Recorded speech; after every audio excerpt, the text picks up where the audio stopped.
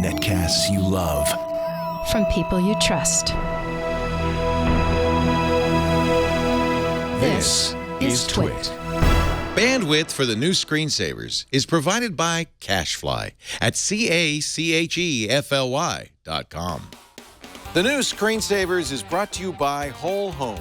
Whole Home is more than a smart thermostat. It's a home energy controller that helps you save money and displays your energy use in real time. For a 30% discount, visit wholehome.com/twit. That's HOLHOM.com/twit. And by Wealthfront. Wealthfront is a low-cost, automated investment service that's the most sophisticated way for you to invest your money. Whether you've got millions or you're just starting out, visit wealthfront.com/NSS to sign up and get your free personalized investment portfolio. That's wealthfront.com/NSS. And by Braintree. Looking to set up payments for your business? Braintree gives your app or website a payment solution that accepts just about every payment method with one easy integration. Plus, Braintree will give you the first $50,000 in transactions fee-free. To learn more, visit BraintreePayments.com/NSS. Turn your smartphone into a doctor's office, the rapping science teacher, and let's all drink some Martian water. Live from Twit Brick House in beautiful downtown Petaluma, it's the new Screensavers.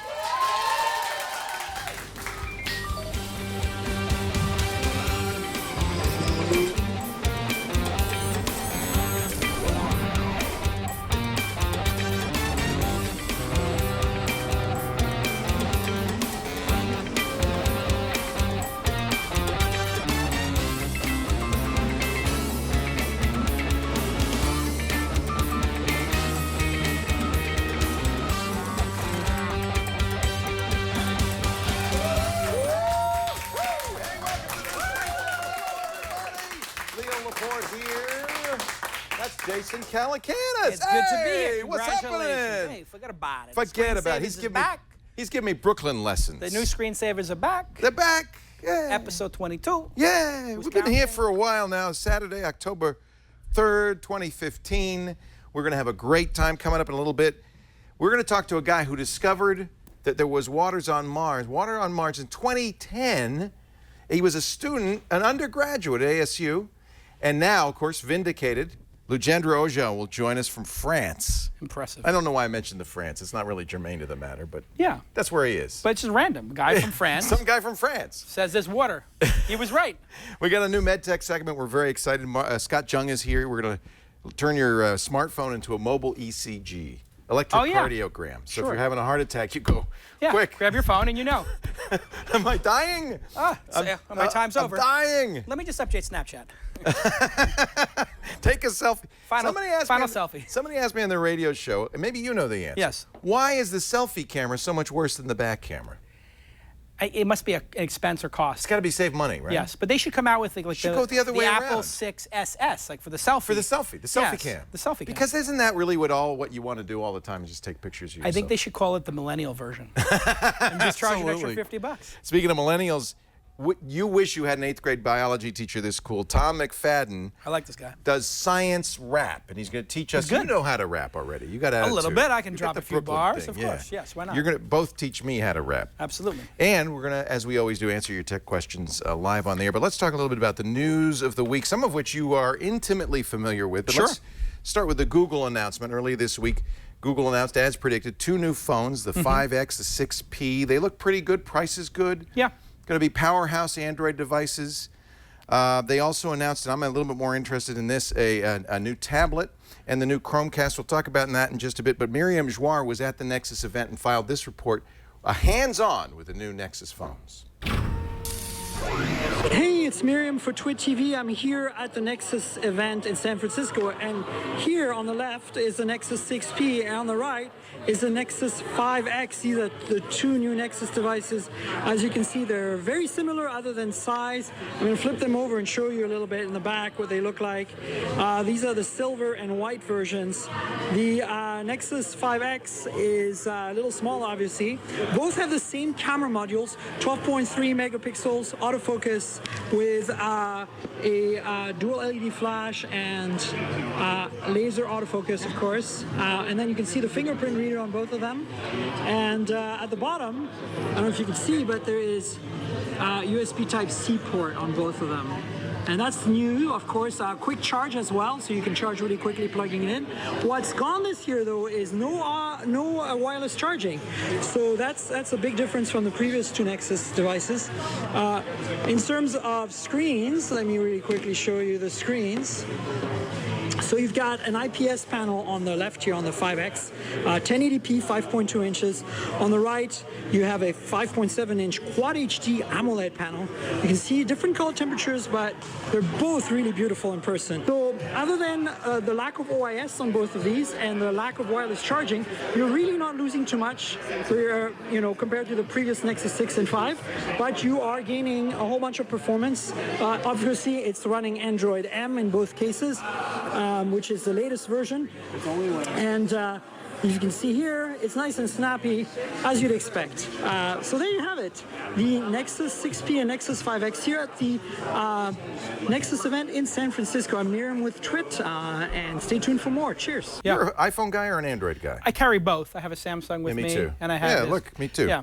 Note 5, iPhone 6. I got the 5S. This is going to be, I think, this is going to be the first real competitor to the iPhone 6s Plus. Yeah. And I think the biggest issue is going to be battery life. And I don't know, we don't know yet, but boy, isn't that the feature that you really need is battery life? It feels like we're getting to that part in the curve where, like, when everything they upgrade, nobody really notices, and the thing every day you notice is the network and the battery, the network and the battery. Yep. That's all that matters, really. And those things have to do not with the technology companies building them, but the infrastructure companies, and then just plain old physics with the battery. Let's talk batteries. You were in the front row at the Tesla X. Yes. That's the one with the doors that go The like Falcon this. wings. Yes, they're cantilevered. They have two hinges. They are not. They're Falcon, not what do they call the other gull ones? wings. Gull wings. They're not gull wings. They're very different. And what's really interesting about the doors, obviously they're pretty spectacular. They're jointed. Is that they've got two joints on them. So when they open, what's actually happening is they just rise straight up. So they did this incredible real-world test where they put two other SUVs next to it, and a human being, in this case Elon Musk, couldn't walk in between the two cars. Wow. With the door open from the minivan. The mirrors were almost hitting the walls. Exactly. So they closed the minivan doors, and then he pressed the button, and the doors of the Model X go up and in and over. And when you're going to put your child in, or you're going to step in, you're standing fully up. So it really makes getting in and out of the car super easy, and it's incredibly sexy. You can see him there standing up. See, that Elon's third row a tall is guy. always a problem on an SUV or a minivan. You can't get in there, and this makes it much easier. I think Elon that's is great. the size of a football player, not a big one, but Tall. I mean, he's 6-something and 200 plus pounds, and he was getting in and out of there with ease. And then the back is three, like almost like the front seat, those captain's kind of chairs, and they move up. To slide out of the way. To slide out of the way. And then the car is incredibly safe. In fact, the rating system for the car is literally breaking the scales of all the rating systems that the Highway Association has. It's expensive. It's going to be $120,000 or something.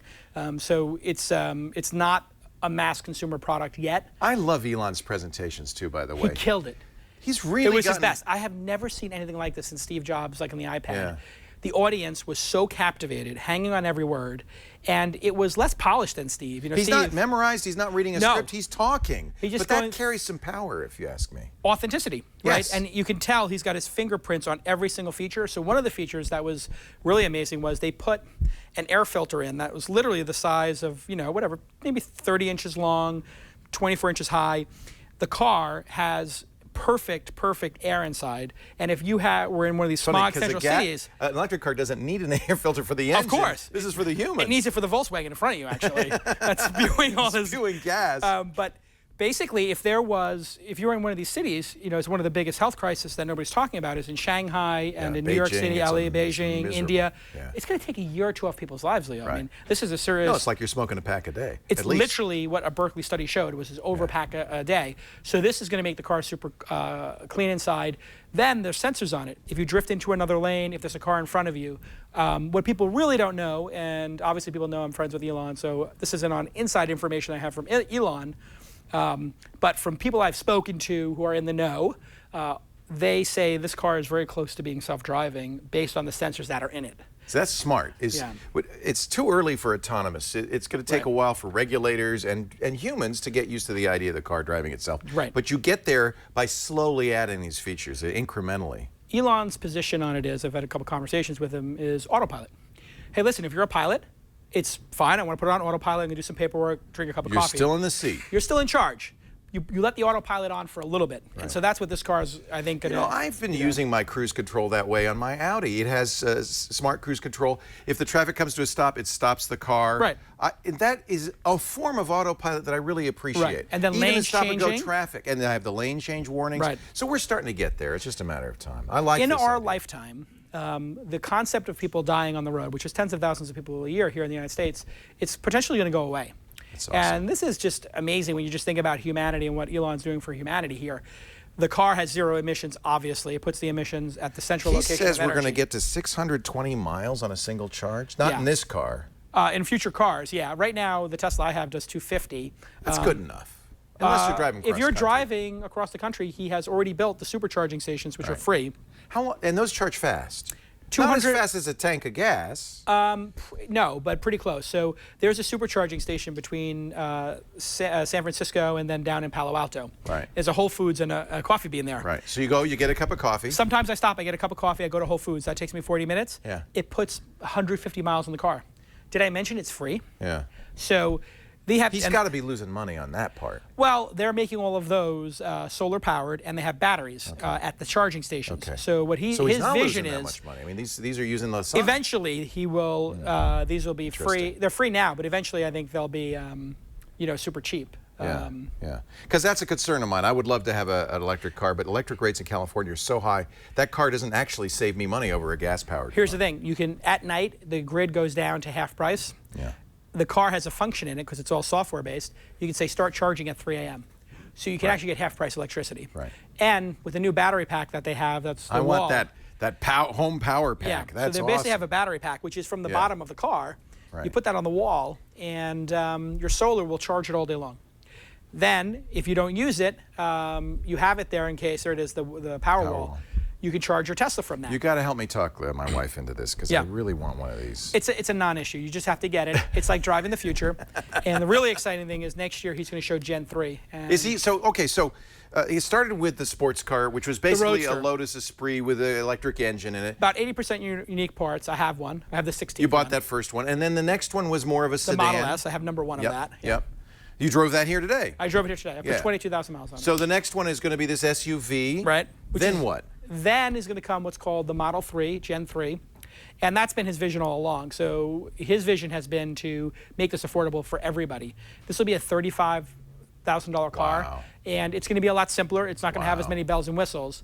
But the cost of ownership will make it available to everybody. I think he's going to announce it next year. That's a critical March, move April at that point. timeframe is my understanding. What do you think? We're going to move on in a sec, but I got to ask you, what do you think of the idea that Apple is getting into this business? Yeah, so I think it's great. That Wall Street Journal seemed convinced. In fact, they said they got the green light. They're tripling the hires. Yeah, took them a little while to get the watch out, and it's kind of unimpressive, and it crashes a whole bunch. Yeah. You don't want a car that crashes. No. So I think the soonest Apple would have a car out would be like 7 to 10 years. Yeah. They might be able to build a prototype that they would show at a car show in 2 years, or a year or two. Cars take a long time. I mean, Elon's been suffering through this for getting close to a decade now. Yeah. It's very, very hard. My gut tells me Apple is going to make a run at buying Tesla.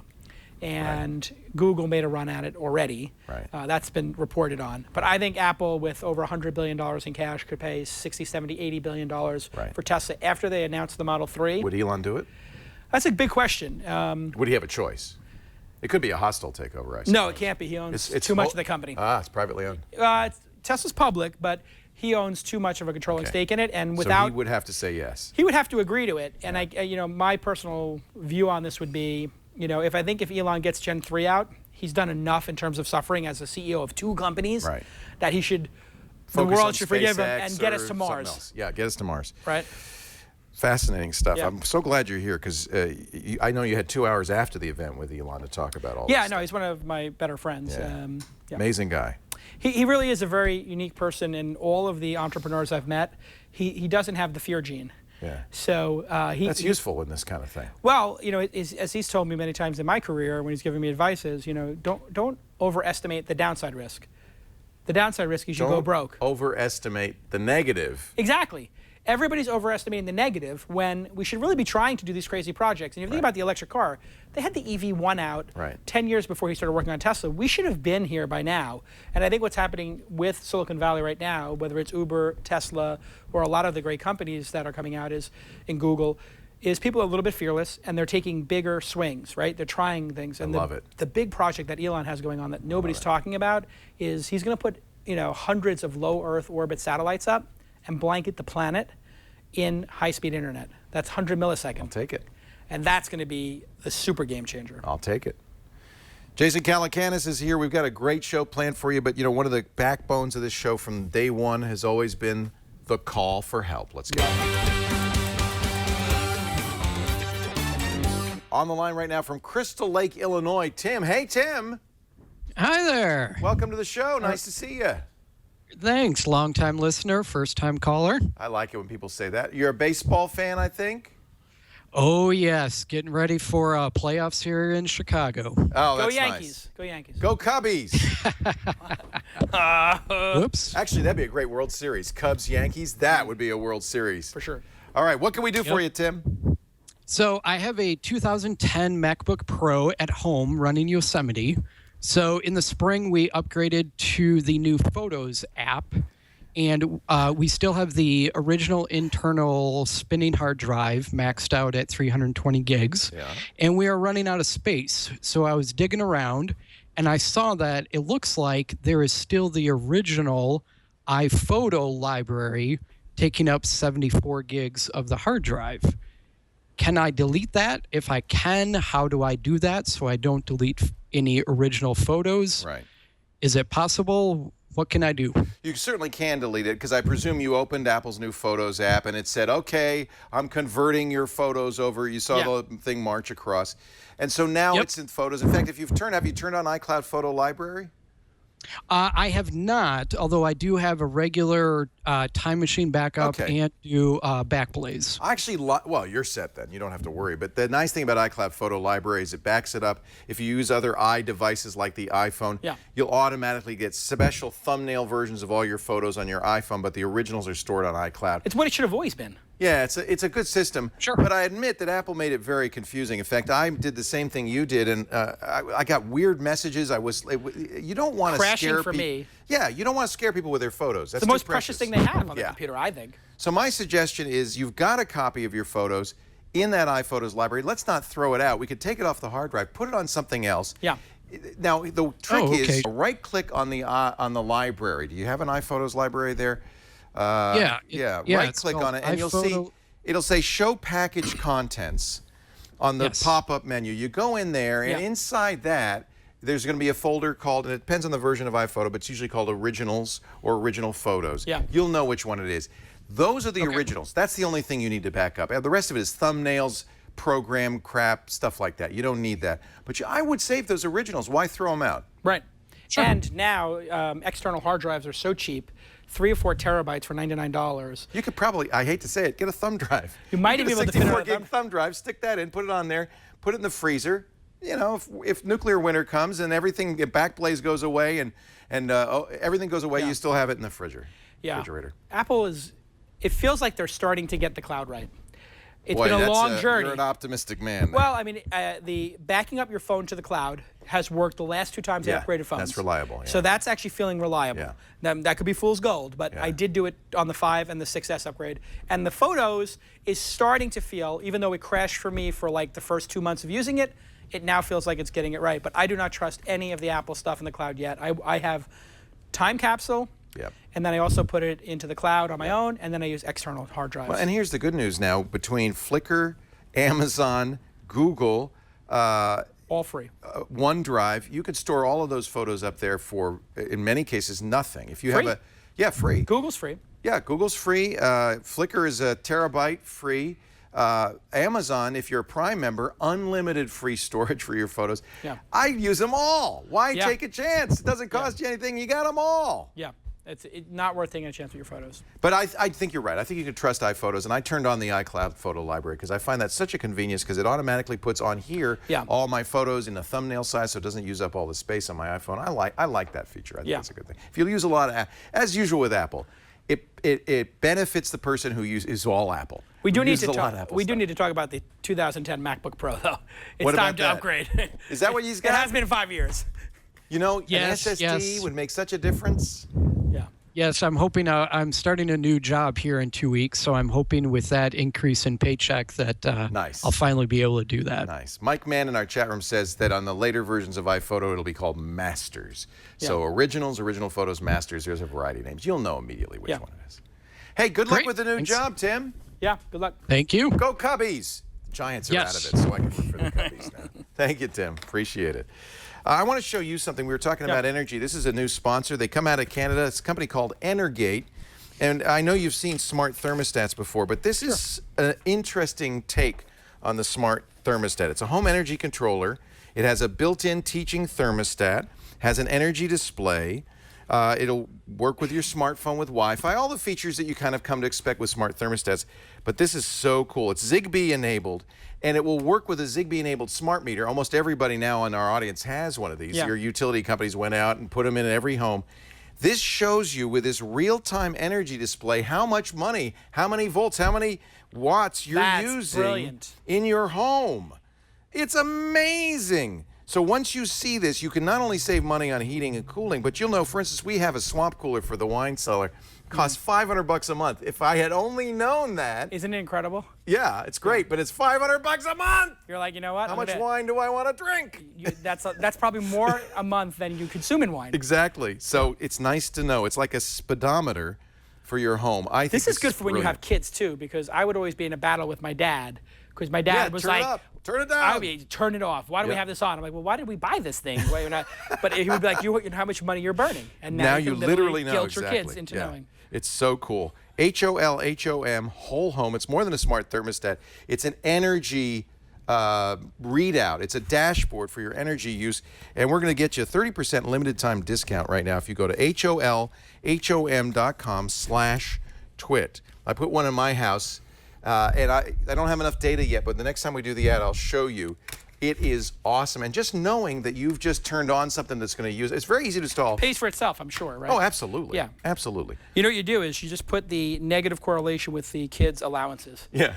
So if it's up on the high, you get that's low allowance. If you keep it low, you get the high allowance. Really great product. Wholehome.com/twit. Well done. Go to the website. You can walk through it. There's a step-by-step. It'll ask you, all you do is you take the front off your thermostat, take a picture of that. That's what I did. It'll ask you about the wiring. It'll walk you through it. They'll send you exactly what you need. It makes it very easy. Oh, you can do it yourself? Oh, it's totally a do-it-yourself device. That's amazing. I did it the other night. We were watching TV. I said, I should install this thing. Here's the thing. If you can measure it, you can manage it. Right. That's what it's all about. Yep. For weight loss or for saving money on energy. Absolutely. Energate makes it the whole home, HOLHOM.com/twit for 30% off for a limited time. Water? Water. On Mars? Everywhere. Wait a minute. But I've never been to Mars. Let's do the Brooklyn thing. Water on Mars? Oh, they didn't tell me there's water on Mars. What are you talking? Forget about it. Can I get a cherry Coke on Mars or what? If we got water, they could get some carbonation in it or not? I want an egg cream. Can I get an egg cream? I like a chocolate egg cream. You know what's weird about an egg cream? There's no egg in it. There's no cream in it. That's the thing. They put the syrup. They put the salsa in there, and it's good. But you got to stir it. That's the thing. We're going to talk to the guy. He was undergraduate at ASU when he discovered water on Mars 5 years ago. He's been proven right. We'll talk to him in just a bit. But first, John O'Bacon with a better way to get people talking together online. My name is John O'Bacon, and I'm a community strategist. And one of the most important things that you do in building a community is to get people talking together and with each other.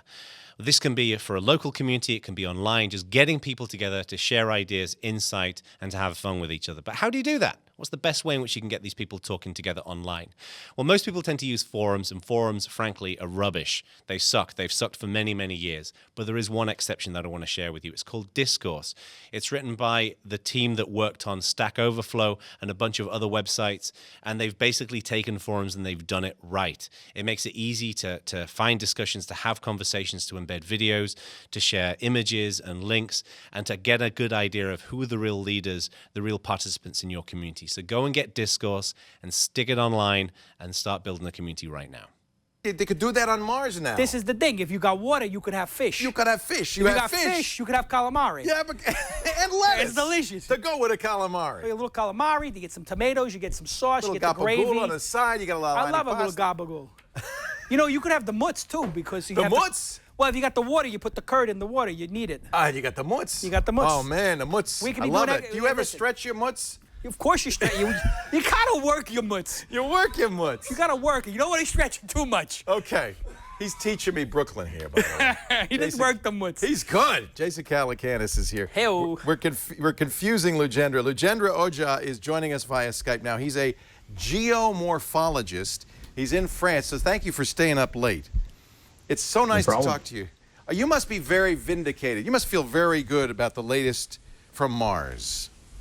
Well, first let me correct you. I'm not from ASU. I'm from U of A. Oh, I'm sorry.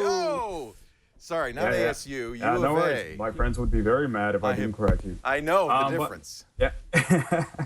Yeah, I mean, in some sense, vindicated, but, you know, the work started back in 2010 when I was an undergrad and, you know, graduated, went to grad school and kept pursuing this topic. And, you know, the paper came out a couple of days ago and, well, lo and behold, I was apparently right. How did you know as an undergraduate to actually think that there was, now, by the way, it's not just water, it's liquid water, it's flowing water. Yeah, and that's one distinction we got to make. I mean, you know, Mars has polar caps, much like Earth. There's a south polar cap, there's a north polar cap, and we know there's a lot of ice in those polar caps. What we're saying is that, you know, this is water in its liquid form, not in solid form, not ice. So that's the big distinction here. And in terms of how I went to look for it, I mean, it was just completely accidental discovery. It wasn't supposed to be there. I mean, I wasn't looking for it. How did you accidentally discover? You were on like Google Maps just looking, and you're like, that looks like a river. No, yeah, I mean, it's pretty much like that, you know, but basically we have an awesome satellite orbiting Mars. It's called MRO, Mars Reconnaissance Orbiter, and it can go to different parts of Mars and take pictures at different times. So if you take images from, let's say, October, and you compare the same image with an image from November, and if something had changed between that time, you will be able to detect it. And that's what was happening in Mars. And these features were forming and is sort of growing over time. And that was our first clue that, you know, something is growing over time. And at the times when they were growing, the temperature was just perfect for liquid water to exist at the surface. So it's a balmy what? What's the temperature? The temperature, but you know, a lot of people think that Mars is cold, and that's true, like you know, overall. But at the times when these things are forming, it's forming in the summer. So at summer, I mean, you know, the temperature can exceed 30 degrees Celsius. Oh, it's hot. Yeah, it can be very hot, and you know, it can be up to 8 hours per day in these locations where the temperature is above 0 degrees Celsius. So ice can melt, you know, and so the conditions are just right. So I'm going to make a prediction here, and I think I got a 50% chance. I think we're going to find vegetation on Mars. What? No. No, not possible? No. But I have a 50-50 chance. Either it's yes or no. No, but I mean, what's the next discovery? If they said we didn't have ice, then we had ice, now we have water, is the next logical conclusion there's something in the water? Correlation doesn't equate to causality. Right. And we got to be, you know, careful about that. The only thing we can really say is that these places where we find liquid water probably are more habitable places on the surface of Mars than the rest of the planet, which is sort of bone dry. So that's all we can say, and it would be great, you know. And there are plans to, you know, maybe explore some of these sites in detail in the future, and we'll know more about it then. Well, for those who watched The Martian this week, and I know the movie came out this week, the other kind of impact of this discovery means that it would be a lot easier to send a manned mission to Mars. Is that right? Yeah, with somewhere to take a shower. Yeah, I mean, take a bath. Lifting all that water is really costly, right? Right. Yeah. Yeah, that is true. And like when, you know, also it's sort of futuristic to think about it. But I mean, we're not only detecting water, but we're also detecting this particular sort of salt called the perchlorates, which is just chlorine and oxygen. And both water and perchlorates can be used as rocket propellant fuel. So, I mean, yeah, we're talking about maybe 100 or, you know, 500 years from now. But not only resources for, because we need water to drink and survive, but also excellent resources for rocket fuel. For the fuel to get back. Yeah. That's kind of amazing. Yeah, and to go from Mars to any other destination we have in our mind. Yeah. Wow. Do we know how much? Do we know what the composition is? How much do we know about this flowing? Yeah, normally, let me be clear. We're not exactly just like looking at liquid water. Most of the times when we do this sort of spectral study, what we're finding is that the water molecule is trapped inside the crystal structure of a salt. So the problem is when we observe the surface of Mars with this satellite, we are observing during the driest time of the day. So by that time, most of the water on the surface has completely evaporated. So we don't really have a good handle on how much water exactly. But as far as the composition goes, it's probably very salty because we are finding the water inside the salt structure itself. So the pure water, for example, if you have a glass of pure water on Earth, it's very stable. It'll not, it will remain in the liquid state anywhere from 0 degrees Celsius to 100 degrees Celsius. You take the same glass of water to the surface of Mars, it will start boiling as soon as the temperature gets anywhere close to 10 degrees Celsius. So the pure water on the surface of Mars is very, very unstable. Do you think we're going to be able to terraform Mars?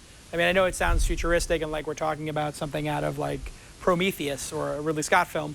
But we're running out of resources. Yeah, space. I mean, we're kind of made a mess of this Elon planet. was talking about like putting a nuclear bomb or a temporary sun there to melt the water, melt the ice, and then maybe we could start terraforming. Do you think that's realistic? Is that cuckoo? It's futuristic, and sure, one century is magic and another century is science. Sure, I mean, I have no problem with that, but we got to be careful because there's this entire idea about planetary protection. That if we ever want to find out if life only originated on Earth, or if there was ever a time when life originated on other planets, then if we go there and start terraforming without getting a conclusive answer that there was never a second Genesis on Mars, then we lose a great data point. Well, so we need to explore that first and then go and, sort of think about terraforming. It's really amazing. I mean, so there could be life. You'd have to figure out if life was there. You don't want to displace the life that's already there, that kind of thing. There's an ethical issue there. What's next? Now that we know that there is, at times, not always, flowing water on Mars, what else are we going to look for? I think one of the big questions right now is where that water is coming from. I mean, Mars is a pretty arid place. So where's that water sourcing from? Is it sourcing from the atmosphere? Is it sourcing from some sort of aquifer there is on the underground? So we don't really know that. I mean, we see water, but where is that coming from? Yeah. And so, figuring that out would probably be our first sort of goal. And the other goal to really find out is the question you were asking me earlier, and how much water is there? Right. We see just like wicking of the surface. We don't really know if it's a gallon or like 200 gallons. Or, we need to understand that better. How did the water get there? Yeah, and that's a great question, and we're going to find that out, and I'll come back in 5 years and tell you. We have no idea is what you're saying. Yeah, I mean, these salts that we're finding on the surface of Mars called perchlorides, that's composed of chlorine and oxygen, they're called hygroscopic, and that's just a fancy word we use to describe this property called deliquescence, which means that they can absorb atmospheric moisture and turn into liquid. So, we think that it might be atmospheric because these things are very hygroscopic, but also it could be melting of ice on the subsurface. I mean, we just don't really have a good handle where that water is coming from. And it sounds like, since you said it evaporates, it must precipitate. Is there weather on Mars? There's definitely a weather. I mean, Mars has an obliquity, much like our Earth, and it rotates around the sun, but most of the season is controlled by the inclination, obliquity of the planet, just like our Earth. When it happens to be southern summer, it's actually closer to the sun, so it actually gets more hotter during the southern summer. So, yeah. Wow, fascinating. Yeah, what are you doing in France? Do you live in France, or are you coming back here? Where are you based? No, I'm based in Atlanta. I am a graduate student at Georgia Tech. I am in France for a National Science Foundation fellowship for about a month. So after this, I'll be back in the United States. Wow, Georgia Tech. That is so exciting, and you must feel so vindicated that 5 years ago as an undergraduate, you predicted this, and to actually have the pictures now to prove it must be so exciting for you. Yeah, I mean, those pictures were back from 2010, 2011. What we did new here is not only just look at the picture, but actually do chemical. I mean, what we found in this paper, what's new about this result is that we're not looking at image and saying, hey, that looks like water, it may be water. No, that's not what we're doing. What we're doing is actually giving chemical evidence. We're finding chemical evidence in molecular water. Wow. It's not just photogeology, but it's actually like, it's detective. Rigorous. It's detective work is what it is, really, right? Yeah. Right, yeah. You look at it with a magnifying glass or the equivalent. Are you doing spectroscope stuff and things like that? Yeah, that's exactly what we're doing. All the results we're reporting now is spectroscopy, and Spectroscopy. Yeah. Spectroscopy. Yeah. Hey, spectroscopy. I know him well. Something or other. That's exciting. So how these Goldilocks planets they've been talking about, the ones that are They're perfect, just right, just not too right, hot, not too too far cold. from the sun. There's a lot of them. What do you think the chances in our lifetime are that we are actually able to confirm that there's life on one of those? Do you think that's going to happen in the next 20, 30 years? I mean, some people are optimistic. What about you? I'm sure there's something out there. I mean, I don't know where we're going to find it. For example, we have Curiosity on Mars, and, Curiosity is actively seeking the signs of past life or even present life. So I'm sure we'll find life in within the next 100 years, but in what form, I don't know. And where, I don't know. She's too far away to go down and check out these Actually, right where Curiosity is, there's a peak there called Mount Sharp, and we found some of these features that look very similar to what we see elsewhere. So we think that there are these recurring slope lineae. That's what we call them, the technical word. And yeah, we do find them where Curiosity is. Wow. But then again, the Curiosity was not sent to Mars to actively find out about these sort of features. And also some people have concerns that, Curiosity might still harbor some terrestrial life. Then if we go to this putative water source and contaminate it with our dirty microbes, then, so we'll never answer if life ever came to be on Mars on its own. What a great, you've chosen a great profession, Lujendra, and we're really glad you could share it with us. Lujendra Ojha is a geomorphologist working on his doctorate at Georgia Tech and joins us from France, where he's there on a NASA fellowship. It's great. Thanks for staying up late, and it's great to talk to you. Congratulations on a very exciting find. Yeah, thank you very much for having me. Thank you. Nice. Thank you, Lujendra. Take care. Wow. It's pretty amazing. We live in very interesting times. I was just talking to somebody. I went to a dinner for SETI, right, the search for extraterrestrial life, and that's right here in Northern California. Yeah. And we talk to Seth Shostak all the time. Yeah, and so there's a pretty good chance they're gonna get some serious funding from an individual, not Elon Musk, but another. There's a few guys around that There's could the person fund it. who's going to fund it, or he told me he's going to, and it's going to be like a 9-figure funding, perhaps. Nice. And for SETI or for some project to basically find the radio waves. So it's very interesting. We find water here on Mars, right, our closest planet, but we're going to be finding radio waves from one of these other planets. You saw what Edward Snowden said. He said, they're probably encrypted. They probably look like a random binary data. He might be a little bit of a conspiracy theorist on that one. Oh, okay. They might be trying to contact us. They might. Yeah, I think in our lifetime, we're going to find out that... we are not alone. That we're going to pick something up. We're going to pick something up. And I think it's going to be profound for humanity. Well, of course it will. Yeah. There's many a science fiction novel written about that notion of what's the psychological impact of finding out we're not alone. Yeah. And it'd be an amazing thing. Yeah. Well, we just started talking about it, right? What should we terraform that planet? It's like, well, what if it had life on it? I'm glad he brought that up. There's a real ethical issue that comes up. Yeah. I didn't even think of that. Yeah. Screw them. It's ours. We got there first. We got there. Hey, come on. Didn't put Get up much out of here. I got some work to do. If you wanted it so bad, maybe you should have put up a fight. Yeah, a sign, something. Let us know. Showed up. We took the water. Coming up, use your smartphone to test your heart rate, to track your sleep, to check out gunk in your ears. All that stuff. All that stuff. But first, when you travel to a foreign country, you need a map. But of course, the problem is it costs data to download the map. Stephen Kovac from Business Insider, he's got a fix. Watch.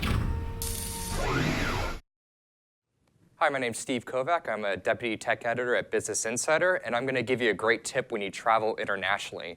What I always like doing is I download the offline version of the Google map to whatever international city I'm traveling to, and that way it doesn't eat into your data, and you can still use GPS to get around. You can find directions on public transportation and walking directions wherever you need to go, and you don't have to worry about your wireless carrier here in the US charging you way too much when you get back. Hey, before we get to our gadgets, our medical gadgets, we're going to have some fun with Scott Jung. First, I want to tell you a little bit about Wealthfront. Now, Jason, I know you're an investor, so I'm an investor. You don't have to say anything about this. I love this company. You see, you didn't have to say that. I'm not going to make you say anything about it. But by definition, if I invested, that means I love it. But correct me if I'm wrong, because the idea here is, of course, we're all trying to save money for our futures. Not all of us have the kind of resources Mr. Calacanis has, but what we've got, you want to save. Whether you're going to buy a house someday, you want to retire. These are long-term investments, and you have a few choices with long-term investments. You could take on the responsibility of managing it yourself, and I got to tell you, as somebody who, I'm a do-it-yourself kind of guy, you always forget. Oh, check in on the investments, rebalance the investments. Sometimes they go years without any attention. This is not good. The other choice is to hire somebody to do that for you, an investment advisor, 1 to 3%. 1 to 3% in fees, not to mention all the sneaky stuff, the hidden charges, the transaction costs. That's going to eat your investment like crazy. And with interest rates sometimes pretty low, you don't want to be giving 1 to 3% to an advisor. Well, and you know what the 1 to 3% is? It's 1 to 3%, not of 100%, but of the 1 to 3% of, like, let's say, a 4, 5, 6, 7% return. So if you pay 1% of a 4% return or 2% of a 4% return, yeah, it's crazy. So let me tell you what Wealthfront charges, and then Jason can help me to explain how it does it so cheaply. 1/4 of 1% a year. Right. That's 25 basis points. There are no commissions. There's never hidden fees. We're talking about $5 a month to invest a $30,000 account. And I think they do a better job. Right there, go back, Random Walk Down Wall Street. I read that in college, I think. Yep. That is an amazing book, Winning the Losers Games. Charles Ellis, Burton Malkiel, these are the guys who have set this up, right? Yep. I mean, this is based on their work. And it's programmatic trading. It's software. No humans are making the decisions. No humans. They also are doing things that I don't think any human really would be good at, things like tax loss harvesting and direct indexing, stuff that will increase your return after taxes, and they can make a big, big difference as well. For sure. Yeah, and listen, it's a startup company that's been crushing it for the last couple of years. They've grown 20 times in the past 2 years. They've done really well because they have a great app, and you can see your money, and then you set a dial between 1 and 10 of your risk aversion. Right. So if you're super risk averse and you need the money next year or whatever year after, you put it on 1 or 2. Time frame, risk, that kind of thing. And if you are young and you're putting money in, you just put it on 10. And it's really easy to get money in and out of the system, and it's just... This is modern. This is the way it should be. Exactly. And the nice thing is they've lowered the upfront, the minimum investment down to $500 now, so there's no reason not to at least try it. In fact, I'm going to give you something even better. If you go right now to wealthfront.com/NSS, you could sign up. You'll answer those questions about risk and about time frame, and you'll get a free investment portfolio personalized just for you. That's just yours, no charge on that. You'll see the allocation they would recommend, and then if you do sign up, and it's again as little as $500, they will manage up to $15,000, your first $15,000, free of charge forever. Yeah, that's a good deal. Yeah, I mean, basically, this company is a software company, and just like Uber got rid of, all of these cab companies, all the middlemen are gone. All these middlemen who are just taking 50% of the action. Right. They can offer the same service for a much less price, a much lower price with better technology. I did not know before you came here that you were an investor. Nope. But I'm glad to hear that you are, and I think this is the greatest thing. Wealthfront.com/NSS if you want to find out more. For compliance purposes, I have to tell you, Wealthfront Incorporated is an SEC-registered investment advisor. Brokerage services are offered through Wealthfront Brokerage Corporation, member FINRA and SIPC. This is not a solicitation to buy or sell securities. Investing in securities involves risks, and there is the possibility of losing money. Past performance is no guarantee of future results. Please visit wealthfront.com to read their full disclosure. Now let's meet Scott Jung. He's here. He is a senior editor with medgadget.com. Hi, Scott. Do you work in this field yourself, right? I am a biomedical engineer. My day job is with a major medical device company. You make heart stuff. I make heart stuff. Yeah. But I moonlight writing reviews for gadgets and writing about... This is a specialized field, and it's better that you review it than I review it, because some of these things are very high-tech and very special to certain illnesses, maladies, diagnostics, something I couldn't review, but you have some expertise in this. What did you bring? Show us some stuff here. So the first one is called the AliveCore Mobile ECG. It's this tiny little device here. Now, And I've had an ECG. They put little suction cups on your body, and then they hook it up to a like a little monitor? graph thing. kind of like a Holter monitor, but it doesn't go on your skin. Yeah. You just hold it with your 2 fingers. It's a lot What, less like invasive. that? Upside down. There we go. Okay. And eventually, the app that it's connected to. Wait a minute, will you're show actually, you. wait, oh, it's on now? Okay, I don't know if I want to know.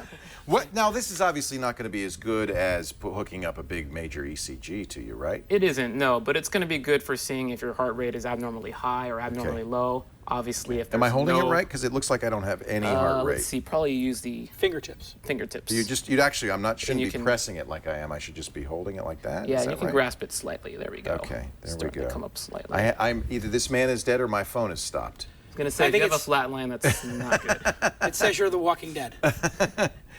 And would the doctor buy this? Where would you get this thing? I mean, how does this work? So you can actually buy it from AliveCore's website. Oh my God, there's my heartbeat. Wow. There it is. That's And impressive. my heart rate's 101. Is that high? I'm not asking you for medical advice. I'm asking Jason. My Normally heart, when look we're at that. You can see your heartbeat. have that effect on you, Leo. That is wild. What would that be? Can you send it to your doctor? You can, yeah, you can send it to your own doctor, or if you don't have one, you can actually send it to AliveCore's kind of affiliated doctor for a nominal fee, and they can kind of interpret. So there's it some like you things you could look at. You'd see an arrhythmia in there, for instance. There's some things you could actually diagnose and see. How much? You want to try it, Jason? Yeah, I Let's wanna see what try it. your heart Sure. rate is. Yeah.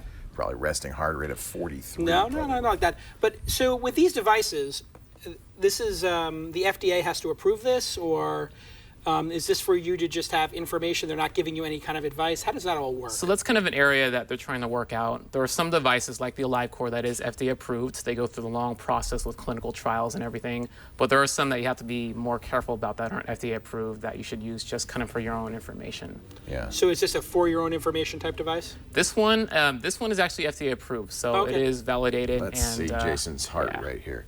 First of all, your heart is a very nice 82 beats per minute. That's good for, you're not resting, you're working. No. Yeah, we're working now. We're standing up, working. moving around. But my God, what is that arrhythmia? Jason, we need to get you. No, I'm just kidding. Yeah, exactly. Because I couldn't, I don't know what that. We haven't figured out exactly how to get the sensors perfect. that is Eventually, kinda though, cool, this could be an. Whoa, you're dead. What the hell was that? Was that an earthquake? I think there was an earthquake. Exactly. How much does this cost? This is $75. Well, that's not bad. No. And would a physician prescribe it, or you could just buy it online? You can buy it online yourself, but there are physicians who are recommending these for their patients because it's something that they can buy, take home, measure anytime they want. AliveCore. This is a hot category, isn't it, Jason? Yeah, I've looked at a lot of these for investment, obviously, as an angel investor, and it's really challenging because you have to. The FDA issues. The FDA is, listen, we live in a great country where the government tries to protect us. Sometimes it turns into a bit of a nanny state. So people like 23andMe can't tell you now what the data means when you get your test done. Right. And it's the same thing with some of these devices. So this whole idea that you'll be able to, for very small amounts of dollars, understand yourself. And it's starting with the Fitbit steps. The quantified self. The quantified The self, issue really exactly. comes down to medical recommendations. The FDA, I think quite rightly, doesn't want you to decide on your own health care based on stuff you're imagining from a reading like this. Yes, there's a hypochondriac kind of thing, Right. and then there's a snake oil salesman. Right. And it's very confusing to me because we have these people giving out all kinds of claims when they're selling vitamins. But then when it comes to the hardware for this stuff, it's getting a little Let me bit. show you my underwear real quickly. Again? Again, I have in my underwear a Misfit. I really like. You also have that device. It fits perfectly. So the Misfit is, you're wearing the Fitbit. You're wearing the Surge. Yep. This is similar idea. These are accelerometers. Credit to Philippe Kahn, who was the guy who really made this all possible with MotionX. Yeah. These things measure in many different axes your movement. This measures not only activity, but activity rate, but also sleep. Yeah. But the problem is you have to wear this thing to bed. Now Misfit has something that your bed wears. Show us the Bedit. Yeah, this is called the Bedit, so it actually slips on top of your mattress. Okay, and you mean like in between the box spring and the mattress, or on under top the of the sheet? mattress and underneath the sheet. Okay. So you put your chest kind of on top of the sensor, and it's so sensitive. It can measure your heart rate, it can measure your movement, it can measure your respiration. This is amazing. Yeah. Well, I love this idea. You know, at first I was a little skeptical, but you can see how you feel in the day, and then you can look back at your sleep pattern. You can maybe think about, did I have coffee? You can actually make your sleep better by knowledge about how you're sleeping, right? Right, as opposed to going through a medical professional who then interprets what you tell them and then tells you back to you. You get the data direct. Making the observations day in, day out over a period of weeks and months, you really do start to see some patterns, right? Right. It definitely has helped me with sleep. I mean, I basically had to black out some curtains and get a sound machine and do sound machines, and I got an eye mask. With those three things, all those interruptions in sleep, they went away just by doing those three things. And you look at your results. So this is nice because you don't have to wear anything to bed. Yeah, so it's not affected by arm movement. So if you dream about being a heavyweight fighter, yeah, it doesn't think you're awake all of a sudden. Exactly. Right. Yeah. That's kind of cool. How much is the Bedit? So the Bedit is $150. And I've really liked the Misfit because it uses BLE, Bluetooth LE, low energy, to pair with the phone. It syncs all the time. The phone gives me lots of information, including sleep information. But I think I'm going to get this because I want to know better. Yeah. Now that I know a little bit. Sleep is critical because if your performance at work, largely based on sleep, and your health and your ability to regenerate your muscles, right, is also largely based on your ability to sleep. All these people who work out, they have to get good sleep. Yeah, they say it's connected to heart weight gain, heart disease, diabetes as well. I'm not getting good sleep, I can tell you that right now. You know, the interesting thing about all these wearables, Leo, is that it's actually getting easier now. Because the first crop of them, it was just too much work. Right. And so there was no compliance. But you put this in your bed, you don't think about it. And compliance you can look at your phone is an issue, anytime. right? Yeah. The iPhone, the new Samsung phone. This does not work with Android, though, right? This is iPhone only, or I looked at the website. It looks like it's only iPhone. Yeah, I think they're developing an Android app. Probably are. It's an issue with Android because of support for Bluetooth LE and stuff isn't widespread. And I know some devices don't work very well with my hearing aids don't work very well with Android, but they work great with the iPhone. So iPhone right now, maybe Android to come. One more item, the Cell Scope. You're going to do this to Jason, not me. Oh, am I? Okay. Has that been in anybody else's ear? It hasn't. And/or I got other a orifice. fresh cover. I'm going to opt out of this one. What is this looking at? So this is called the Cell Scope Oto Home, and it basically turns your camera into an otoscope, which is a device that a doctor uses to look. We're going to get to see all the wax in my ears. nose. This is gross. It is. So That's why turn you're your right. head away if Let's you're go. turned All off. right, to you that. can do it guest. to me. You know, he's the guest. So, let me pull my ready? earpiece out. No, Go do ahead. it to me. You're going to do it? Okay. All right, okay. Apologize for any You can discomforts. you can eat, you can... Oh! I'm just kidding. Hey! Oh! I'm an engineer, not a doctor. So, this is just taking a picture of the inside. Oh my God! Of My the daughter inside loved of your this. ear, and then you could send this picture to your doctor. Is it a movie? You can take a video, you can take a still snapshots, and you know, you're going to want to look for things like inflammation, redness. That's an indication of something like an ear infection. I think there's So good little if you have people in kids. there. Absolutely. Yeah. Or That else is just cool. like Let's the. Take a look. Show us. Show us. How much is this otoscope? This is $79. Well, that's cheap. Nothing. But does it do your temperature too, or is that a different device? That's a different device. So this only takes a picture of your ear.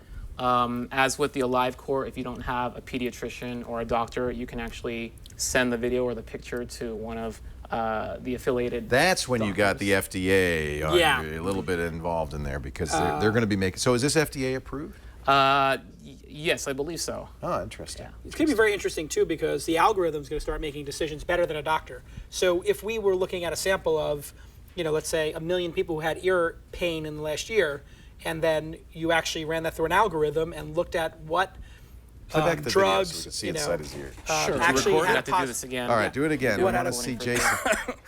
I am Jason's ear canal. There you go. Look at that. Here it is. Well, let me get out of the way. There you go. This is going to be gross. Look at this. Hairs. That is not your inner ear. That's Wait a just the second, that's not canal my ear. leading to your ear. You know what? I've seen this already because when I went in Very for the clear. hearing I aids, feel they very- actually do this to you, and they show you the video as you're going in there. Was your ear filled with a gunk, and was it just hard to look at, or you're like, You know what? Because I knew that was going to happen, I washed my ear. And he actually, several times before I went, and he actually said, "It looks like you've had a little storm in there. What's been going on?" I said, "Oh, I was a little nervous, so I washed." You're a little washed my ear." self-conscious. I was a little self-conscious. you wanted to keep it clean? But you're brave. That's We not didn't so warn bad, you you ahead know. of time. There's a Those little little hair. hairs are critical. Yeah. Don't lose the hairs. No. So it's going to be very interesting, I think, is the big data aspect to all of this. Well, that's the thing. I want to put this all into one big database. And now That's Google HealthKit. used to Yeah. do it, and they stopped. Right. Microsoft used to do it. They stopped. They stopped. And why did these companies stop? I think it was this was the era before APIs, right? So now you have APIs, this advanced programming interface between all these different companies. So they could talk to each other. Yes. So when you have a Fitbit or you have a Weaving scale, it can communicate to HealthKit. HealthKit can communicate to RunKeeper. RunKeeper can communicate, et cetera. So all that's going to come into one place. And then what's going to happen is people are going to opt in to sharing. Anonymous sharing of all your health data. So they'll know I'm 44, you're 30. So you'll see as an Leo's, aggregate whatever. all the other, I'm really old, all the other really old people and how they are doing and how you're doing compared to them. Then layer it against city. Then layer it against the pollutants in that city. Then layer it against your genetic makeup.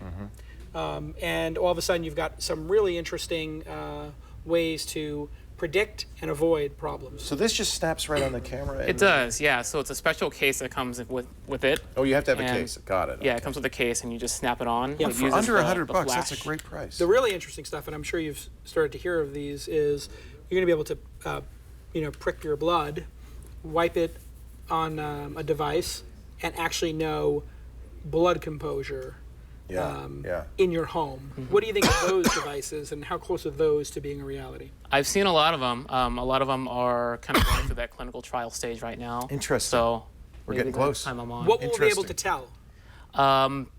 Hopefully, blood sugar for one. That's a big big one. factor. Yeah, Google's working on that contact lens that Yeah. will measure your blood sugar without a pinprick. Wouldn't that be nice? It'd be amazing. You have your heart rate, your blood sugar, everything. Yeah. Scott, I want to thank you. Scott Jung is a senior editor at medgadget.com. You can read more about all these devices at medgadget.com. And you're going to come back and show us some more in weeks to come. Absolutely, I'd love Thank to. you. It's great to have you. Thank you, Scott. Awesome. Now, let's talk cameras. Frederick Van Johnson's here with a great way to keep your gear organized. Hi, I'm Frederick Van Johnson with This Week in Photo. Here's a quick tip for all those photographers out there. And this one's about bags. So we as photographers typically love to have bags, different kinds of camera bags. And the issue is we take different bags with us for different things. Like if you're traveling or if you're just going on a street, photography adventure or photo walk or whatever, you take different bags for different things. But getting your stuff, the little bits and baubles out of one bag and putting them into another bag can cause a problem and cause you to forget things. So this hack is about what do you do? So what I do is I put those little bits and baubles into different bags or into smaller bags so that I can just take one bag that's full of my chargers, etc., and put it in the new bag. There's another bag that has all of my filters, etc., and put them into the main bag that I'm going to take for that day. And it makes things much easier, and I always know that I have all the things that I need for that particular day. And that's my tip. Jason Calacanis, what are you doing these days? Oh, man. What are you up to? Me, I angel invest, as you know. No. Really? That works out pretty well. And that's the majority of my time. I run You moved to San Francisco. Been living here for the last year, yeah.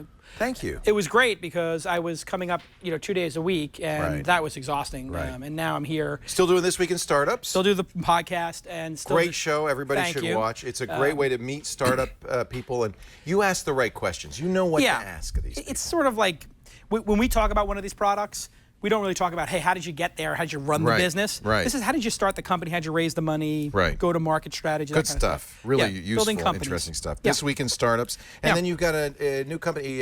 Inside.com. Inside.com. Yeah, which is just short mobile news on an app. And I do the launch festival every year in March, which is 15,000 people come together. It's my own little World's Fair of here's a bunch of new product launches. Can we cover that this March? Yeah, you should totally come. Yeah, Can we come? We'll give you a great area. We're bringing. I don't need an area. I just need to go there, and you can introduce us, and we can do some interviews and stuff like that. Yeah, absolutely. I'd like to meet some great startup people. Yeah. Right now, though, it's time for a call for help. Are you ready to go to Yorba Linda? Ever been to Yorba Linda? Yorba Linda? I never met him. Hey, it's good to see you, Yorba Chris. Linda, hi, guys. That's where Richard Nixon was born, Yorba Linda. Yorba Linda. Is the Nixon Library there? It's in Whittier, isn't it? It is in Yorba Linda. It is in Yorba Linda. Oh, nice. And What's it like when you go to the Nixon Library? Do they you feel like you're being watched? No, I bet it's cool. No, recorded. Possibly recorded. Possibly recorded. I never recorded anybody. No. I had tapes, but I never used them. People recorded. I'm sorry, Chris. People They did misplaced that. them. They also misplaced the tapes. Wait, we misplaced the tapes. What can we do for you, Chris? All right, so Leo, I just don't buy music anymore, and I would like to, but it's just gotten kind of frustrating for me. So thanks for taking my question. Just a quick back history is I had an older laptop. It ran on Windows Vista, had iTunes on it, and I had all my music on it. It was actually on the drive. Both my purchased music that I downloaded through iTunes, as well as discs that I downloaded. And Leo, I had it all. I have it all on an iPod. And I'm kind of an old school guy, but that guy right there. Nothing wrong with that. Nothing wrong with that. I hope works. you have it somewhere else too, though. Well, it works fine. So I got a new laptop, and I've got my iTunes downloaded on that, and it's pretty up to date. There might be one update that I could do to it, but it's pretty up to date. And Leo, what I'm seeing is the music that I purchased that's from iTunes. I can see that. Yeah. It's not on the laptop. Yeah. It's on the cloud. Yeah. Did you use iTunes Match for this? I didn't hear you. I'm sorry. Did you get iTunes Match? Is that what you did? You paid for that? I don't know that I. No, I did not pay for it. Okay. So your music is in the cloud. This is only then your iTunes purchases are in the cloud, because otherwise it doesn't know about stuff you ripped from CD and stuff like that. Yeah. Okay, so I have all of the stuff that I loaded on the CD, Right. and from CDs, and I've got it on a drive, and I've actually even put it on my new computer, and it just doesn't show on iTunes. Now, if I go to the folder and I pick a song and I play it, it's not going to. Suddenly, I see what you're saying. It appears in iTunes. You know that it's on the hard drive, but it's just not showing up in your. It's not organized properly. And the reason is the way you get it into iTunes is not just to copy it to the disk and there it is. You have to import it. You have to add the files, because what is happening is iTunes reads it in and they add it to their index. What you actually see in an iTunes screen is not the files and their presence. It's not a file system. It's actually an index of all the stuff that you added to iTunes. So under the file menu, you'll see an add to iTunes menu. I would first, but the problem is you're going to have a mess. You're going to have a mess because you've got files inside the iTunes library already. That's going to confuse iTunes. You're going to have a mess. So I'm not sure where to go here with this one. Well, if you drag and drop those files into the iTunes, they'll get copied there. That's the same thing as add to iTunes. Yeah, that's the add to iTunes. Yep. But, I mean, at the end of the day, I think you have to start thinking about, do you want to have a subscription service? Because you have things like Spotify Rhapsody, iTunes Music now, and they're pretty affordable, $8 a month, $9 a month. So for the cost of just five CDs a year, 6 CDs a year, you have all music from all over the world forever. I do both. Because I'm kind of like you, Chris. I bought a lot of music. You're attached to it. And I'm attached to it, but there's also stuff iTunes doesn't have. That's I have true. high-quality Beatles recordings that iTunes doesn't offer. So you want to have all of that. So here's my first suggestion. Make sure everything is added to iTunes. And as I said, Jason's right. You could drag it onesie-twosie, or there is under the file menu, add to iTunes. Make sure you got everything added. The next thing to do, if it's $25 once a year, it's worth it, is iTunes Match. Buy that. What that does is it now matches everything in your library, not just the stuff you bought from iTunes, but everything that's in there. And that's going to be visible on every portable device. Not your iPod, because your iPod has to sync, but any internet-connected portable device, you're going to be able to see and download all those songs. Now your entire catalog, even stuff that you ripped from CD that isn't on iTunes. What's the history of that? I think it was. I'll tell you what I believe to be the history. I don't know if anybody knows. Music industry. Yeah. So it was basically an amnesty program for people like me who downloaded a lot of songs from Napster. Right. The music industry is never going to recover that money, so they made a deal. They said, look, if we got $25 from everybody, what we'll do is replace that crappy downloaded Napster stuff with 256-bit AAC, high quality. With the cover art. It'll have the cover art, it'll have everything. Yeah, clean it all up. Clean it up, and we're going to get something out of you. This is stuff we'd never see $1 from, so we're going to get $25. So I think it was a music industry amnesty program. Yep. Now, you don't need to keep paying for it once it does it, but if you want to have it available to you on your devices down the road, you do have to keep paying for that. I think it's a great service, and now with Apple Music, it's kind of been pushed aside. Yeah. Because it looks like Apple's got this streaming system, and what does the Match have to do with that? But I still think it's a great deal, especially if you have lower quality. You know, I have 96 kilobit rips that I downloaded from Napster, right? Now, I don't feel guilty about it because these were things I bought the album when I was a kid. I bought that music. I didn't have a copy of it. I got it on Napster, but it's crappy. It's 96 kilobits. So there's a really great trick. You can re-rip it as a crappy 128-bit MP3. And then it gives you the good one. Then iTunes match it, and it'll have a 256-bit. It also remove all copy protection. So if you were buying music on iTunes in the day when they copy protected it, what you'll do is you'll match everything. You'll delete the copy-protected originals. It'll re-download them, and you'll now have uncopy-protected originals. You should be aware. You still shouldn't share it because it's got your address, your email address embedded in the song. It's still yours, but it means there's no more copy protection issues. Yeah. So, all right. Assuming I do all that, am I safe to sync this iPod with iTunes Match? I'm not going to lose. Right now, I don't want to sync this because it's just going to drop out. Yeah, I would do Match first. It will not. So yeah, and this is again. Thank you, music industry. Yeah. They were worried that the iPod would be the ultimate piracy device, right? Right. I bring mine to your house. You download mine. Right. You bring yours to my house. I download yours. So iPods couldn't cross over. You can't use it on 2 different iTunes. Right. I can't bring my iPod to you. It'll say, "Oh, that's nice. Thanks for bringing me that iPod. Now I'm going to erase it." Yeah. Thank you. No. Yeah. So yes. So the first thing you should do is do the iTunes Match. Then connect the iPod, and if there's stuff in your iTunes library that's on the iPod but not in your library, it will also say, do you want me to transfer your purchases from the iPod? Say yes. Yeah. Continue to let Match run. Once you've got your library cleaned up and you look at your library and say, good, I got all those great songs in there. There's nothing missing. It's organized. Everything looks good. Now you can sync with the iPod and you don't have to worry about it. But I understand your concern. Yeah. You don't want it to erase the iPod. Yeah, well, I use that. The iPod actually has everything on it that I've bought. Okay. Then there's one more thing you could do.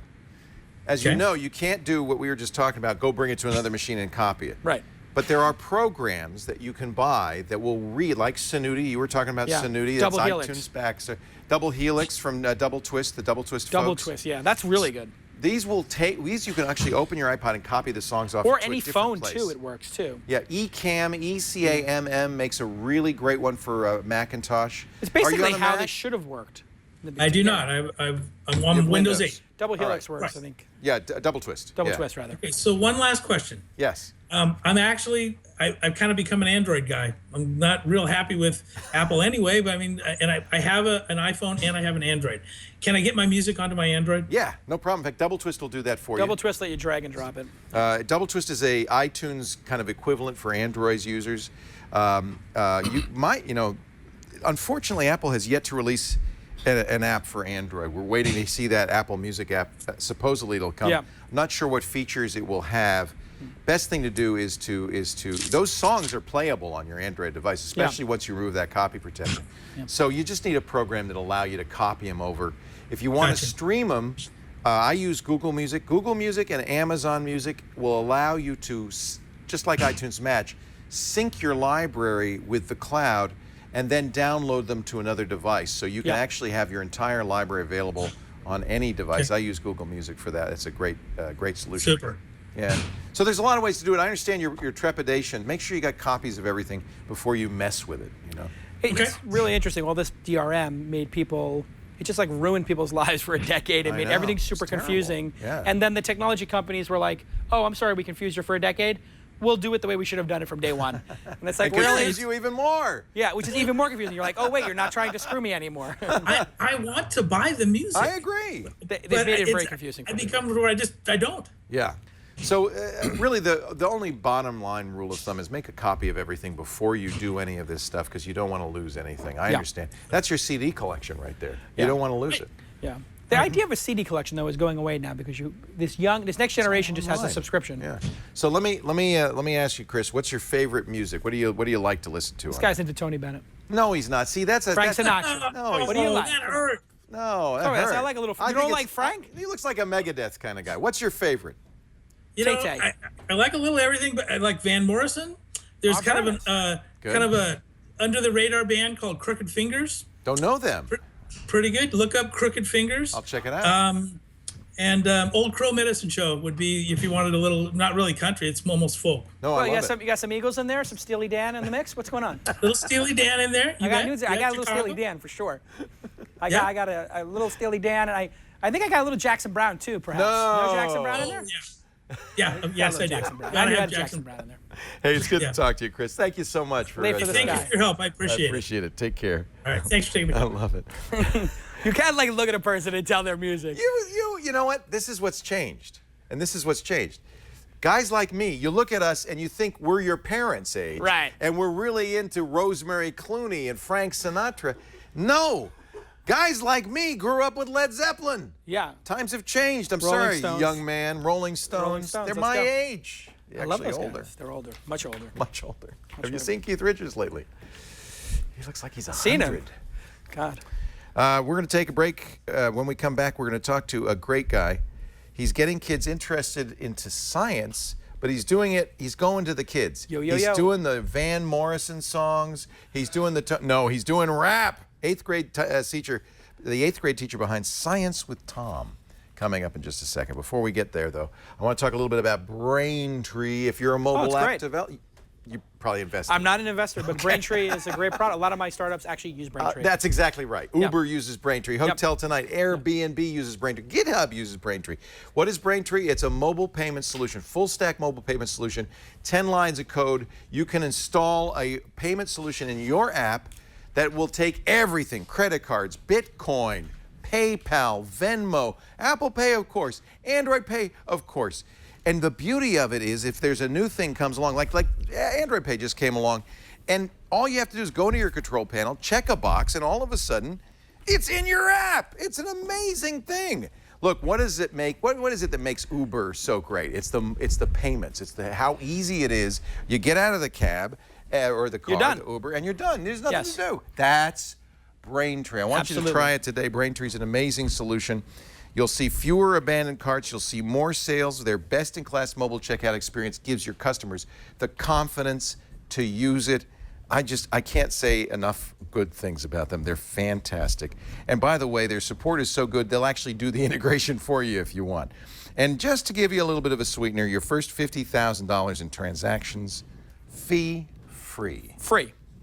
That's great for a startup, isn't it? For sure. Because by the time you got to 50,000, you're no longer a startup. You're really you're cooking. You're putting some money through the system, and you're good. You're cooking. Yeah. Look at the V.0 SDK. Look at the One Touch SDK. Look at Braintree. They got a great sandbox. BraintreePayments.com/NSS. Don't forget that first $50,000 in payments. Well, and you save yourself. The thing about it that's really transformative with Braintree is you used to have to hire a developer or two to work on that for 8 weeks or 10 weeks, yeah, you don't 12 have to do weeks. that. So now you're starting on third base. Well, and it's worse than that because crypto and financial. If you make a mistake, one mistake, you're screwed. It's the end of your company, actually. I mean, look at Patreon today. I don't know if when this. I hope it's not the end because I love Jack. I love Patreon, but that's got to hurt them, right? Every transaction. I mean, it's one thing for Ashley Madison. Nobody's really rooting for them or depending on them. It's Right. kind of a loathsome company. Right. But for a company like Patreon, which has all these people. Heartbreaker. Oh, the people. T-Mobile. They leaked my social security number. I know. Hey, get out of here. All right, are you ready to rap? I bet I'm you're ready into rap. I'm I looking at like you. a little Jay-Z. I'm looking at you. I like and a I'm little thinking B.I.G. You're a rapper. Biggie Tom Smalls. McFadden is here. Hey, Tom, it's nice to meet you. Eighth grade biology teacher in Hillsborough, California, at the Nuevo School. How old are you? You're a young guy. Oh, you're at the Nuevo School? I'm at Nueva. We got to talk after this. 29 years old. Trying to get your kids in? Yeah, we may need to talk after that. I have a they? very gifted 5-year-old. He's gifted. She's gifted. He, whatever. It doesn't matter. I'm going to teach you how to rap when we get home. So maybe people have seen the videos. I've lost my mic. Oh, I'm supposed to use this mic? Yeah, we're on these mics now. When you gave me a mic, I was supposed to use it? Yes. No. Stick with the program. How do you know this stuff? Professionalism. It's professionalism. Let's keep it professional here. How much didn't you hear? All right. So you've seen the videos. The Way of the School. Yeah. Science Rhymes Times, and the Science Rap Academy. Are those on YouTube? They are. Yeah, that's right. Awesome. So I love this idea. You take the Tuesday New York Times science article, and you put it to music. That is one of the segments I've been experimenting with, and yeah, it's a really exciting way to connect students to science that's actively happening. Science teachers in the modern age are really all about emphasizing science as a process rather than as a body of knowledge. Right. And there's no That's better so way good, isn't it? Yeah, there's no better way to get students involved besides them doing science than to connect them to scientists and the stuff that's on the cutting edge. Well, like what we just saw with the water on Mars. That's this is an ongoing discovery process. This isn't Newton, there's gravity, and it does. I love that. I think that's a great idea. So how did you come up with this idea? I've always been a huge fan of hip hop. I've always been a huge biology nerd and kind of enjoy performance. So I had started out just me as a teacher. I was at Stanford University TAing classes, and just kind of seemed like an obvious thing to do to start making rap videos about cellular respiration. And Okay. Obvious to everybody. Obvious to me, yeah. And then I started getting students involved and seeing kind of the power of having kids create their own stuff, and how the interdisciplinary components of, wow, I got to research, I got to make costumes. You do costumes? Oh yeah, we got this Watson and Crick battle rap between Watson and Crick and Rosalind Franklin that I did in Oakland. Yeah, because she kind of got. She gets her last word in this battle I'm glad rap. to Don't hear worry. it. Yeah, good. I'm glad to hear that, because she did a lot of the work, and the Watson and the Crick, they get all the attention. It's just not fair. So that's cool. And do you do rappers? Have you met the rappers whose songs you're using here? Do they have anything to say about you this? know, the closest I've come, I was on the Meredith Vieira show a few months back, and they hit me with a surprise guest. Mid rap, Lil Jon came out. What? And what is exactly his tagline? Very good. And he like started doing backup vocals for me in the midst of the song. It was an intense experience. It's intimidating, I think. It was cool. He was very supportive. He's a very nice guy. Yeah. The Chappelle Show skit from back in the day perfectly captures. Nice. He actually does talk like, "Hello, sir." Hey, Yeah. what? I gotta talk to you. That's the Brooklyn very thing. eloquent, It comes right very out. It's eloquent. And Science Rap Academy. So, Actually, we have some of that. Tell me about that before we show it. Sure. This is what my current 7th and 8th graders do. It's kind of a bonus class that we tie into whatever they're learning about in science. The kids must love this. Then you're also getting into the curriculum, making videos, editing, all of this stuff. Yeah, they're shooting, they're editing, they're directing, and then their content feeds into my curriculum the next year. And then teachers, because it's freely available, teachers everywhere can use these. So it has a Khan Academy kind of effect where other people are picking up on it on a global basis and from there's YouTube. there's a mnemonic value to singing it, right? You actually learn it. Absolutely. When I always tell them to put the kind of key essential phrases, the big concepts in the chorus, that catchiest part. So then they're like dreaming about these concepts. They can't help but internalize the messages. But when you have the finals, people are rapping during the finals. So it's okay to rap when they're doing the finals. You see them kind of going. It's a legitimate way of assessing knowledge. That's right. I'm all for that. Yeah. I love it. That's how med students learn a lot of times. Exactly. Right? And then the new series is Science with Tom. Tell me about that. So this is kind of the launch of a new show where I'm interviewing scientists in their labs and connecting their research to the middle school science standards or high school science standards, so that students in their class learning about the basic fundamental knowledge, and then they can see somebody who's a breast cancer biologist or a microbiologist or looking at gut biota, and able to kind of feel what it's like. It's kind of hard to find a rhyme for gut biota. No, you can rhyme anything. My cobra. My cobra. You know, like, that's the beauty of rap. It doesn't have to exactly rhyme. No, it's encouraged to be creative in your rhyme scheme. Yeah. It's well, we boring have. to do otherwise. Did you write this rap? Yes, this is from the first episode. This is the first episode is all about defining life. Here we go. And so this is a song that is kind of being influenced by Lou Reed, Danny Brown, and A Tribe Called Quest. So there's mixed influences. What? Okay. Can you kick it? Do you need the lyrics or? They're up here. We got the lyrics. We printed one extra just in case. Hey, ladies and gentlemen, let's learn about cells. Check, check. Check. Yo. Here we go. Remember when the first life was cells in a soup? Now they're everywhere, from my brain to the chicken coop. I'm living proof. And what I'm here to prove is that every type of living thing grows and reproduces. From E. coli to Baltimore Orioles, I can see the cells there if I'm looking close. Might need a scope though to help me take a look. Kinda like monk cells, shout out to Hook. Scribbled in my lab book, made some observations. Cells come from other cells, that's correlation. Whether microscopic or the size of a ship, living things gotta eat, plus they gotta, as an individual, respond to the environment. And over generations, pops evolve as they try to live. But I fire viruses and battle bots alive. How we gonna find out? Investigation time. Is it living? Is it made of cells? Is it living? Is it made of cells? Is it living? Is it made of cells? Is it living? How we gonna find out? Investigation time. How we gonna find out? How we gonna find out? There it is. There it is. All the science. How we gonna find out? Investigation time. Is it living? Is it made of cells? Is it living? Is it made of cells? Is it living? Is it made of cells? How we gonna find out? Investigation time. Thank you Very very much. nice, ladies and gentlemen. Woo, Tom McFadden. Woo. Man, I didn't have a science teacher like that. That is awesome. And your students are all watching. We'll say, you want to say hi to any of them? Yeah, what's going on, 8th graders? Hope you guys are working on those lyrics for our next video. And you know, if you want to borrow this hat for your next video. These are actually coming back. I'm not sure if you knew that. Baby. I'm a part of the lockers. You Look see at that. a lot of these around campus these days. Everywhere right now. Hey, thanks, Tom. It's really nice to meet you. That's wonderful. Pleasure to meet you guys. We're going to Thank answer you. some mail in a few minutes. Yeah. But first, Catch our breath. Chrome. Is it living? No, I'm dying here. Chromebooks are a great tool, and Megan Maroney has what you need to know if you want to work offline. I am Megan Maroney, host of i5 for the iPhone, Tech News Tonight, and iOS Today. Chromebooks have come a long way. You'd be amazed at how much they can do. They're great for students, too. Since everything on a Chromebook is in the cloud, you need the internet to do most things. But you can still be productive on a Chromebook, even if you don't have internet access. You can use Google Docs, Sheets, Calendar, and Gmail offline. For Google Apps, you need to manually enable offline access for some services. So open the app you want to use, click the menu, and choose Settings.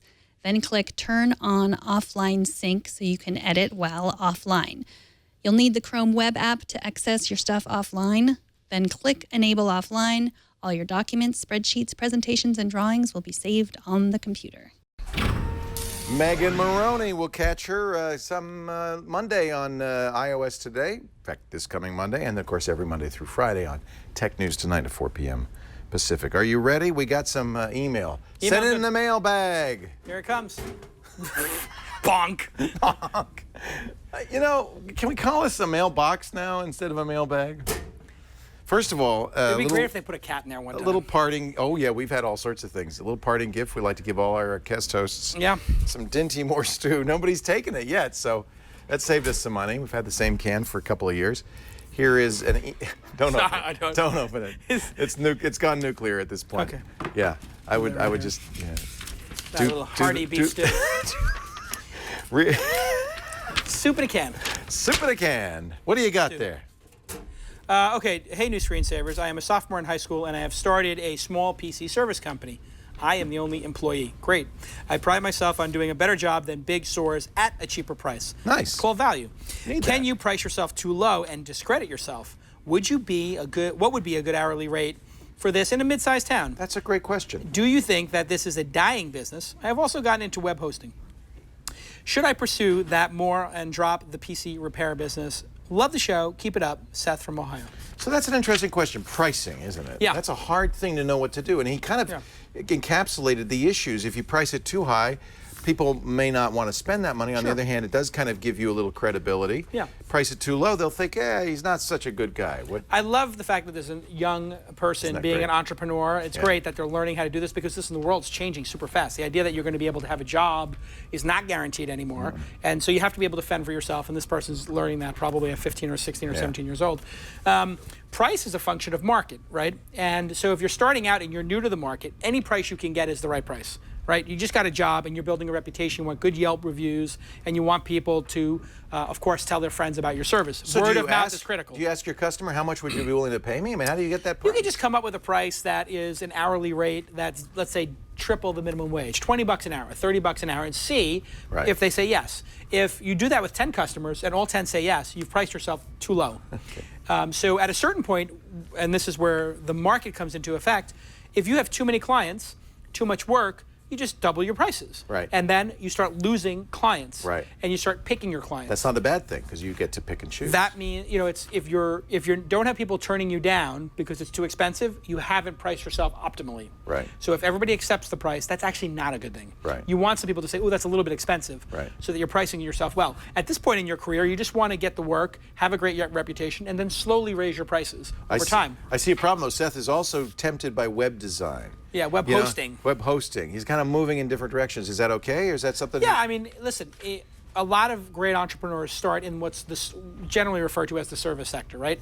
I have a certain amount of time, I have knowledge, you pay me per hour to solve your problems. Right. That doesn't scale because the only way to make it scale is to get another person and then pay them as little as possible and charge as much as possible for their service, which then is this huge gap of resentment between what you're charging for the person and what they're actually making. Right. So being in the service business sucks. Everybody knows that. But if you're a solo practitioner, it can be a great way to make a living, great way to learn, and then eventually you want to build a business that scales. Right. Which you could have 100 customers or 10 customers or 1,000 customers. If you make a CD, 1 million people could buy the CD, or 10 people could buy the CD, it's the same amount of work for you. So those are the scalable businesses. But for right now, charge a decent rate, get great reviews, and raise them as you go. Great stuff. I've got another one for you. Yeah. This is from Evan. I have a small non-tech startup. Yep. Right here in Sonoma County, actually. Awesome. My question is, how do you find a good website designer? Oh, I got this one. Are there any metrics on scope versus pay for web design? Seems easy to pour money down the drain, and that's really true because you could spend anything from $50 to $1 million. Yeah. So how do you know which is better? Yeah, so the scope of the work is the main issue, and things have changed radically over time. If we were sitting here just 10 years ago, you would be hiring a designer, you would be hiring somebody to host the files, and they would disappear, and you would have to pay them money. Right. And then they'd own the URL, and you'd be in all kinds of problems. All sorts of problems. One of the great things that's happened now is it's been so long since we've created the World Wide Web that these great, amazing design templates exist for free. And there are services that are designed specifically for small to medium-sized and even large businesses. The one I love most is Squarespace. I use another it for all sponsor. of my... We got to give another disclaimer. You got to stop investing in our sponsors. I wish I was an investor in that company. They're doing well. They're doing great, and they have competitors. If you type Squarespace there's competitors, Wix, there's Weebly, there's quite a few other companies doing it. Wix are two other ones, and these are typically $8, $15 There's even a month. WordPress.com, right? And WordPress has great templates. Blogspot.com. Are they bad? Those are the They're last free. They tend to be the last generation, so Right. they weren't evolved around design or commerce. This new set, Squarespace, is specifically designed for commerce and design. So when you buy a Squarespace site for $10 a month, $8 a month, you can have a design that looks like somebody spent $50,000 or $250,000 on the design template. They probably did, but a lot of people are using it. Precisely. And so what happens a lot of times is I'll have startups that have invested in go and pay for a website to get built for $5,000 or $10,000, and then they find out the person they paid just knocked off a Squarespace or some other design. Right. Because all the data is out there to steal this stuff. You can just right mouse click on any website and look at the data. So I think that's the best option. And then you might have specialized functions that don't exist in Squarespace. Or in Wix or Weebly or these other services. Those things keep getting added to those services. So things like calendaring and commerce used to be you had to plug them into Squarespace. Then they built them in. So what's happening over time is these services are scaling up and having hundreds of thousands of customers. So they just keep adding, and they're in a war to make the service more valuable. So the war between Weebly and Wix and Squarespace results in you should absolutely not pay a web design firm to do your site. What you could do is hire somebody to make a logo for you and then put it into that design. You could hire somebody to make world-class photography and put it into that design. Because those design templates need great photography, or they need a great logo. Those are two things where you can spend money. And a great logo today, $500 to $2,000, you go on a site called Dribbble with 3 Bs or Behance.net, and you look at people's portfolios, and you just find somebody whose portfolio speaks to you. They tend to run $40 an hour to $200 an hour for the greatest designers around the world, and those are portfolio sites. And you can search them, and you can say, I'm looking for a mobile website, or I'm looking for food, and you do a keyword search. So if you were a bakery, you could type bakery, find somebody who's done bakery work, or find some inspiration and hire that person. So here's Behance on the screen, I believe. But that's Dribbble. And if they were to type into that search box, restaurants and restaurant awning or something, you would see all these restaurant awnings and people who've designed restaurant collateral. You find some inspiration, and you contact that person through the site and say, here's my budget. And they make the templates for you. It's interesting. You put the money in the creative, not in the design. The website is infrastructure now, Yeah. and it should be treated as such. You pay a monthly fee to get great infrastructure. Another thing that's changing, though, dramatically is the web is not as important as the app.